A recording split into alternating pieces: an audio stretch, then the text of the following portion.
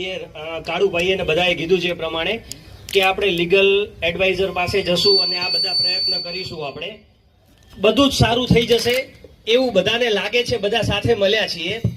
પણ મારો ખાલી ક્વેશ્ચન આ બધા વેપારીને એક જ છે કે 3 દિવસની અંદર જે પણ કાંઈ છે નોટિસ બધાને આવેલી જ છે.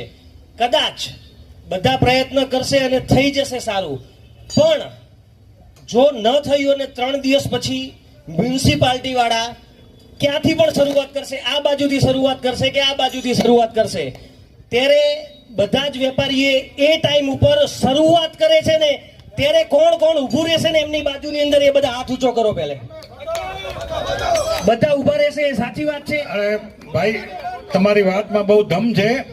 અમે બધા ભેગા ઉભા નહીં રહી, અમે દુકાનો બંધ કરીને, બજાર બંધ કરીને તમારા ભેગા ઉભા રહેશું. Yes definitely. આ બધા જે વેપારીને બાંધું છું અને જે કોઈ વેપારી અહીંયા નથી આવી શક્યા કોઈ પણ કારણોસર અત્યારે દુકાન બંધ કરીને, તમારા આજુબાજુના કોઈ પણ પાડોશી છે એમને પણ આપણી જવાબદારી છે એ ટાઈમ ઉપર લઈને આવવાનું છે. બધાની, આપણા બધાની એ જવાબદારી છે. અને કોઈ પણ, હું તમને કહું છું, કોઈ ગમે એવી વ્યવસ્થા એ લોકો રાખશે, ક્રેન વાળા રાખશે, કોઈ પણ, જો અહીંયાથી 100 માણસો એ ક્રેનની આગળ ઉભા રહી જશે ને બોસ, કોઈ કઈ નહીં કરી શકે.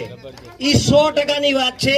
એટલે આ વસ્તુને ધ્યાનમાં રાખજો. અત્યારે આપણા બધામાં એક જુસ્સો છે, 1 કલાકથી બધા મળ્યા છીએ એટલે બધા ખાલી હા આવીશું ન કરતા, પ્રેમથી બધા એ જગ્યા ઉપર જ્યારે પણ આવશે, એક કોલ આવે તો બધા વેપારીએ ભેગું થવાનું છે. Thank you. જય હિન્દ.